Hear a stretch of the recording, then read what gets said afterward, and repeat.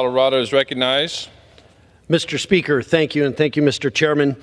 Mr. Speaker, I rise today in strong support of H.R. 2931.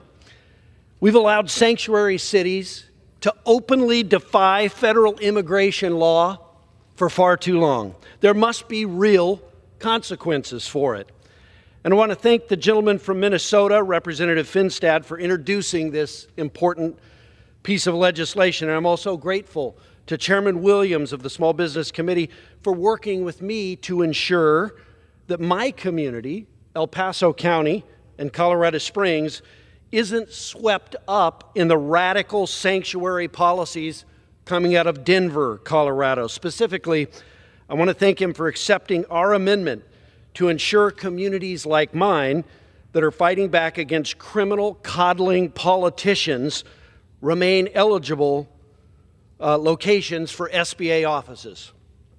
You know, we've heard a lot of folks who are opposed to this bill say things like it's undermining small business or it's creating a culture war.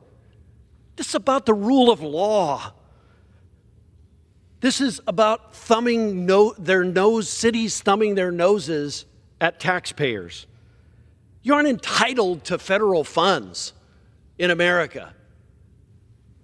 There's a way, by the way, to keep these offices in these cities.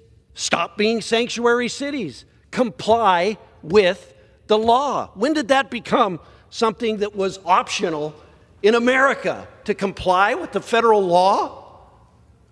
It's incredible. As we hold sanctuary jurisdictions accountable, we must recognize that not every community in a sanctuary state is part of the problem. And I believe the amended bill draws that line distinctly, and it recognizes districts like Colorado 5 that I represent that have been bravely pushing back on their own.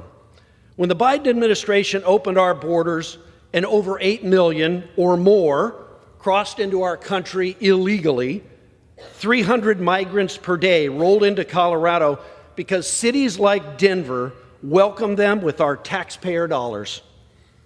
Migrants with connections to dangerous gangs like Tren de Aragua didn't just stay in Denver, but they moved to nearby communities and they took over apartment complexes that were owned by individuals. El Paso County, my county, recognized the threat, but with zero support from the Colorado legislature, who at the same time passed more laws to make it worse. The Colorado legislature passed laws prohibiting law enforcement from honoring ICE detainers. The Colorado legislature restricting data sharing with federal immigration agencies. And the legislature passing a law that banned contracts for immigration detention centers. This is lawlessness, and this body should recognize it as such. In 2024, my good friend Sheriff Joe Roybal of El Paso County and other county leaders filed a lawsuit against the state, arguing that these laws are unconstitutional and that they hamper public safety. Now contrast that with cities like Denver, which have exacerbated their housing crisis, and they continue to support illegal immigrants, going so far as to bar city employees from cooperating with federal immigration enforcement. You talk about playing politics. That's playing politics.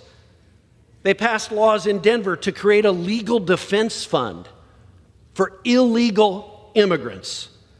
And they passed a law to spend more than $180 million a year on related services, all while hosting the SBA regional office and laughing at the American taxpayers while doing it. This is unacceptable. Sanctuary cities should not be rewarded with federal offices and resources. That's why I wrote to SBA Administrator Kelly Loeffler, urging her to move the regional office to Colorado Springs, where we cooperate with federal authorities and support small business, and we uphold law and order for our citizens. While President Trump has delivered on his promise to regain operational control of the border, the fight isn't over. We need full cooperation between federal, state, and local law enforcement. But it's unfortunate that Colorado's leadership is still going in the wrong direction. Despite Governor Polis saying in January he was open to work with the Trump administration, he instead signed new legislation in May that expands protections for illegal immigrants, even after local officials raised serious concerns. My community, meanwhile, is doing the work El Paso County and the Colorado Springs Police Department are partnering with ICE and the DEA. And in April, they led a nightclub raid that resulted in over 100 illegal immigrants being detained for human and drug trafficking. This is something that we're going to support with lawlessness, not in my community. In May, they turned over 13 illegal immigrants to ICE custody. And we understand the real consequences of sanctuary policies. Colorado's become a haven for illegal immigration. And in one tragic case that we all now know about this week, an illegal immigrant who overstayed his visa launched Molotov cocktails at innocent Boulder residents in what was a hateful racial attack.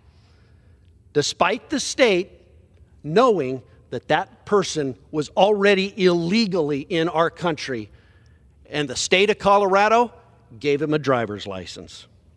We can't let sanctuary jurisdictions defy federal law and endanger public safety. Let me be clear. El Paso County, my county, is not a sanctuary jurisdiction. Despite the policies from Denver, we're committed to working with federal immigration authorities and protecting our communities. Again, I want to thank Chairman Williams and his staff for working with me, for working with my county. And El Paso County is ready and willing to host the SBA office.